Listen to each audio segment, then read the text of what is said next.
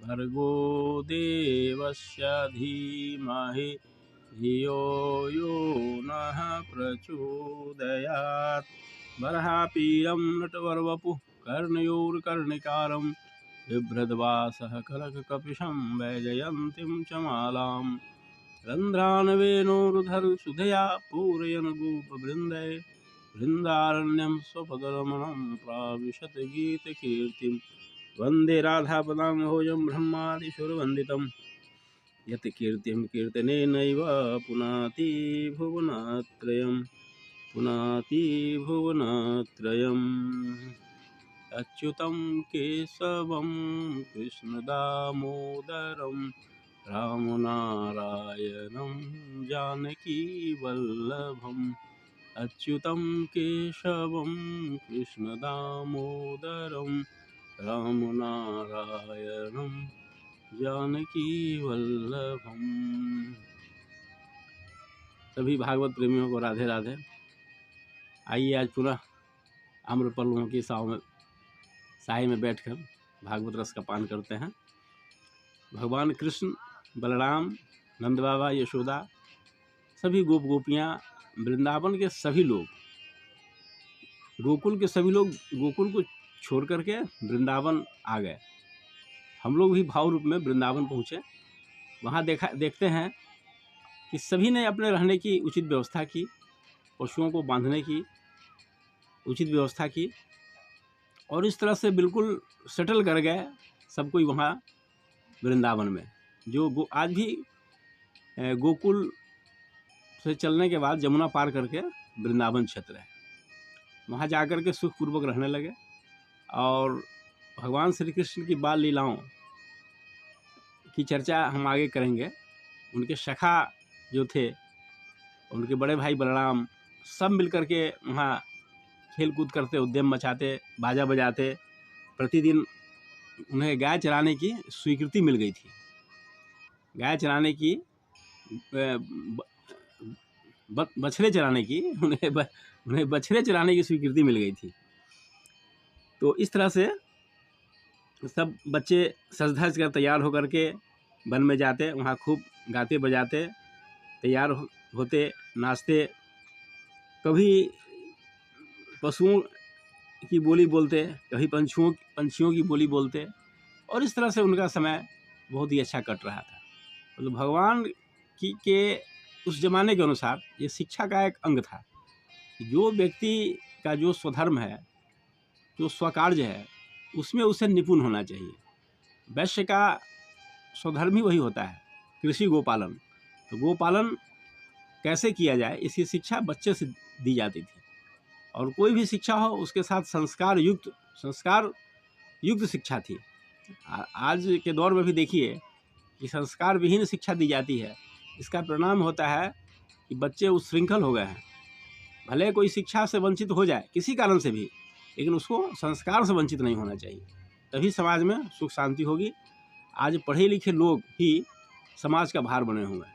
अगर इसका गहराई से चिंतन करें हम लोग, तो जो गरीब है वो तो किसी तरह से अपना पेट पाल रहे हैं, लेकिन जो जितने पढ़े लिखे लोग हैं सब के सब भ्रष्ट हो रहे हैं और उपद्रवी हो रहे हैं, एक दूसरे के लिए नाश का कारण बन रहे हैं। यही है संस्कार विहीन शिक्षा का परिणाम। तो संस्कार युक्त शिक्षा होनी चाहिए। उस जमाने के अनुसार वही शिक्षा थी कि ग्वाले के बच्चे बछड़े चरावें, गाय चरावें, यही उनकी शिक्षा थी। तो उम्र को देखते हुए माता पिता ने उन्हें बछड़े चराने की स्वीकृति दी और प्रतिदिन वे वनों में जाते थे, बछड़ा चराते थे। वृंदावन जाने के बाद तुरंत उन्हें ये आदेश मिल गया नंद बाबा का। तो सब के सब तैयार होकर के वहाँ जाते और दिन भर खेलते रहते थे। सब जैसे बच्चे खेला करते हैं, भगवान कृष्ण आगे दौड़ते तो पीछे से बच्चों में होड़ लग जाती उन्हें छूने की। और वे तो अपने सखा को छू रहे हैं, लेकिन जिसको छूने के लिए, जिसकी एक झलक पाने के लिए बड़े बड़े योगी कई जन्मों तक तपस्या करते हैं, उस श्री कृष्ण को बच्चे दौड़ कर छू रहे हैं और खाना पीना भी भूल रहे हैं।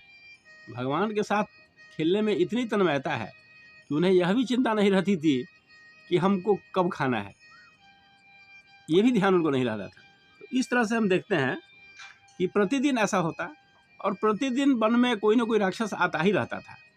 जब कोई राक्षस आता और उसका वध करते भगवान, इस बीच में सब उसके बाद ही सब लोग भोजन करते थे। खेलने के बाद कुछ देर के लिए भूल जाते, तो फिर राक्षस का वध होता और फिर सब खाना खाते। प्रतिदिन ऐसा होता ही रहता था। यही क्रम था वहाँ का, और इस तरह से बड़े आनंद में वहाँ जीवन चल रहा था वृंदावन का। और बच्चे तो बस राम बलराम मतलब श्री कृष्ण के बड़े भाई और सभी गोप बालक खूब मस्ती में रहते, खूब आनंद में जीते। जिनके बारे में कहा जाता है कि इससे बड़ा भाग्य क्या होगा कि जिसका सखा अनंत कोटि ब्रह्मांड नायक हो, उससे बड़ा भाग्यशाली कौन हो सकता है। तो इस तरह से हम देखते हैं कि प्रतिदिन का यही क्रम था, और सबकी माताएं सजा कर भेजती और शाम में आने का इंतज़ार करती।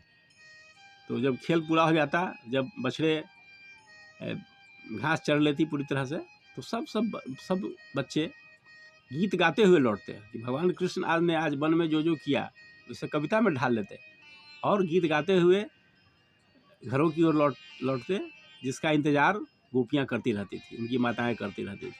एक दिन ऐसा हुआ कि एक राक्षस जिसका नाम, जिसे वत्सासुर कहा जाता है, वह गाय के वेश में गायों के झुंड में घुस गया, बछड़ों के झुंड में घुस गया, बछड़े का वेश बना करके, ताकि उसे कोई पहचाने नहीं। लेकिन भगवान कृष्ण के नज़रों से बचना तो बड़ा मुश्किल है। भगवान समझ गया कि यह राक्षस है, और उसने उसका पूंछ और पीछे का दोनों पैर पकड़ के इतना जोर घुमाया और पटक दिया। इस तरह से वत्सासुर मृत्यु को प्राप्त हो गया।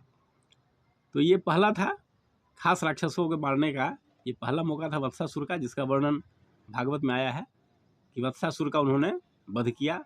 और भगवान क्या वध करेंगे, वो तो मोक्ष प्रदान किए, उनका कल्याण किए। तो पहला वत्सासुर। उसके बाद फिर बकासुर नाम का एक दैत्य आया भगवान को मारने के ख्याल से। इसकी चर्चा हम फिर आगे करते हैं। ओम शांति।